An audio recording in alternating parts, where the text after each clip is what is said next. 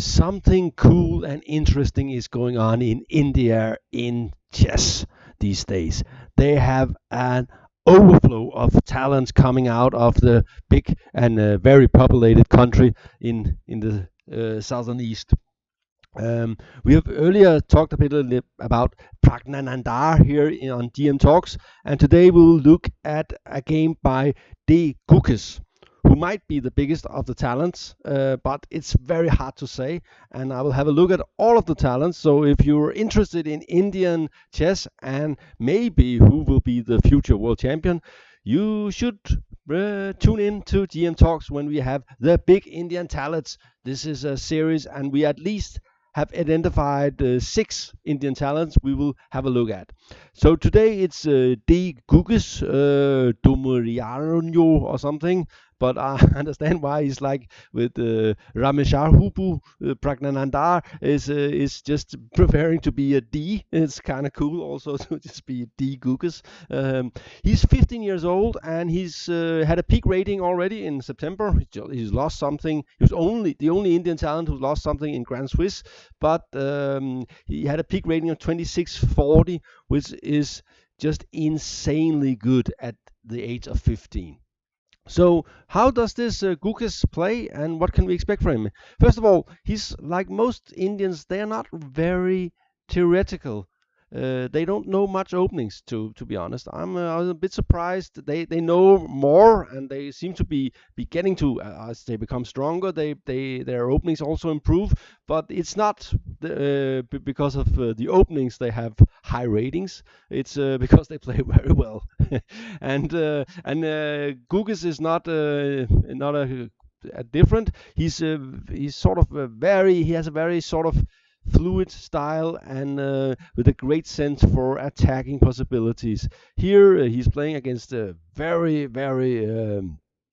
experienced grandmaster Kiril Georgiev, who was a junior world championship champion many years ago in the mid 80s or early 80s, but he's still a strong player, one and rather impressive for his age that he's still got 2577.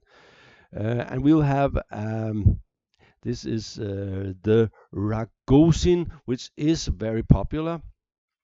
And you can understand why, because it's nice for black. He gets fast development and has some serious positional ideas on the white squares. Because when this bishop disappears and this knight goes, black will have some sort of an overweight on the white squares and is hoping to exploit that. So that's kind of a weird opening, and white is getting confused with it. Here, Kiril decides not to be confused and just transpose into a Nimzo Indian.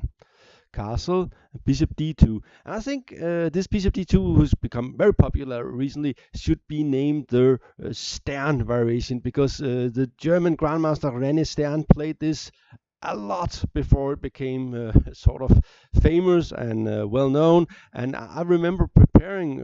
I thought I was going to play him for him, where he was playing the Nimzo again, and I was playing the Nimzo Indian, and I couldn't find anything good against this bishop d2. It looks a bit stupid, but it's not so bad.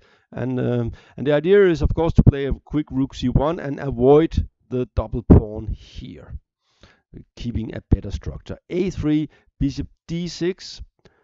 Rook c1, and carrying a serious positional threat here, taking here, take back, and knight b5, hitting both the bishop and the pawn, and white wins the bishop pair, which is not fun for black, to be honest. So black just say a6, natural move, take away the b5 square, bishop d3 is all normal, bishop b7, take, and we have a very interesting structure that that sort of you should know as some of the position you know as a player.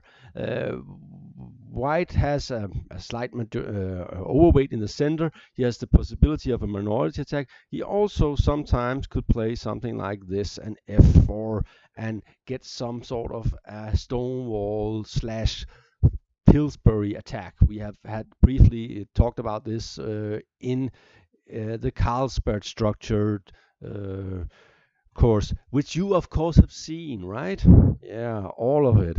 Um, Knight bd7, knight e2, and white is transferring the knight to the queen side, king side, which makes a lot of sense. He's also opening for an attack because the only weak square or square or pawns in white's black's position is on the c file. So white has to get something here. Also, he will often like to have the bishop on this diagonal because he is dreaming of a kingside attack, and black is dreaming of a kingside attack. And the question is, who gets to attack on the queen side? Queen e7, natural move, takes this square much more under control. This square is important. If white can get a knight to e5, he's usually get a serious overweight. Um, and white is amassing a lot of pieces on the king side, hoping to get an attack. And here comes a mistake, which is sort of surprising. Bishop b4. It looks kind of cool, very positional and elegant move, forcing black to play c5. But white is not in a position to exploit the black plays c5. So he's basically giving away space here with bishop b5. So I don't like it. I don't like it at all. It's not the best move. There are other moves you could play, but this after these moves and c5, black is already happy. Um, he's got the hanging pawns here, and the big question is, will they be weak or strong? If they are strong, they can sort of push down on the white position and get a lot of space and maybe transpose it into attack, which you will see. If they are weak, you will lose one of the pawns, and then it will be a serious problem because not only are you behind with a pawn, but you also got an isolated pawn. So that's rather disastrous. Also, all pawn exchanges after you have these are generally in favor of the one playing against the pawns. So if you exchange, for instance, this one for this one, then black will have a weak pawn here. Or if you exchange this one for this one, black will have a weak pawn here. So in general, the hanging pawns are something that comes with the positional risk, but only if they are sort of can be stopped. Rook fd8, and here maybe black should just play b4 and say, okay, maybe I can just give away a pawn, and then I'll be fine and have good pieces, and I will probably not lose. Rook e1, hoping for some e4, and black stops the idea of b4 with a5, taking a lot of space. And at the moment, e4 is simply not possible. Queen a4 is a mistake probably because after black plays c4, and this of course leaves a horrible hole here. But if it cannot be exploited, it's not a problem, and white is running out of space, as we will see. And here he makes a sort of characteristic mistakes. White is probably still thinking he should be better and thinking this Indian kid just blundered the d4 square, and I'm gonna put knight d4, and then I'm gonna come with knight f5, and I'm gonna get a great attack, and it's not gonna materialize. So he should play bishop e2 and say, okay, I'm on the defensive, but he got weak pawns, so if I manage to beat off the attack, I'll be fine. Instead, he played bishop b1, and after knight c5, it's already a mess with the white position. It's of course hitting the knight here, but there we also see there are some weak squares on here, and e4 is not coming, b4 is not coming, so white can only play with the pieces, but he does not have enough space. Queen d1, knight b3, attacking the rook here, and more importantly, taking away this square from the white queen. Rook c2, and the other knight comes. The weak knight is coming here, and you have to take it, and you don't want to take it, basically. But if you don't take it, well, what are you going to play? So this is already critical for the white. He takes here, and the knight is not doing anything here. And if you're just allowed to take it and play rook d1 or something, rook d2, you'll be fine. Unfortunately, the knight is coming to a much more juicy square on d3. And this shows that even though you have weak pawns, if you have a lot of space, sometimes it's not a problem. Queen g4, hoping still to do something with getting the knight out here. But it's not working at all.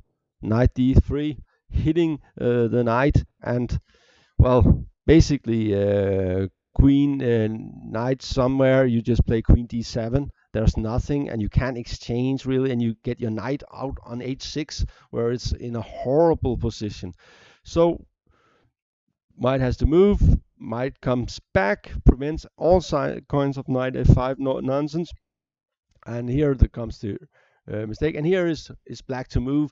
And you can sort of sense the talent of Gukesh here. He's just his pieces naturally flows into to good positions, and even though he weakens his position, you can sort of feel that he's got everything under control, no problems. And here comes boom, and suddenly white king. Before it was surrounded with white pieces, now it's all empty and bare, and you can't take here because after something like this, check here and here and here, and you're dead meat. This one is dropping. After e4, you just play bishop e4, and white has to give up the queen to avoid being mated. So this knight f3 just wins. He has to take with a knight. That's not very funny. E takes. And of course, you can't take that one. Then take queen h4, queen h5, and with a double attack on f3 and h2, simply winning. So, and this was not fun. This was not fun at all to have this pawn down here. And suddenly black has no weaknesses. He just have a lot of attacking potential. Rook e1 and bishop f3, sitting like a big fat spider and paralyzing the white position, taking away d1, taking away g4, getting ready to zoom in on the next big bad weakness. Bishop a2, hoping to get some pieces out, just calmly bringing the pieces into the game. There's no queen d4 due to bishop take h2. Queen a5, a4, and well, why not bring all your friends to the party? Rook c5, threatening to take on h2, rook d2, and maybe you could actually take here. I don't know, but why not just play simple chess? Take, and here it's all over. Rook h5, king d2, rook d5. So beating Kiril Georgiev like this is not easy. It's not something everybody does, and it looked so easy. But still, Gukesh lost a lot of rating in Grand Swiss in Riga and did not have a good tournament, unlike Sarin, who had a fantastic tournament, and Pragnanandar, who also did well, and Ranuk Sadvani and Ayun, who was almost winning the Blitz tournament. He's something of a Blitz monster. Anyway, but we will look at these players in another video. This was GM Talk. Thank you for watching.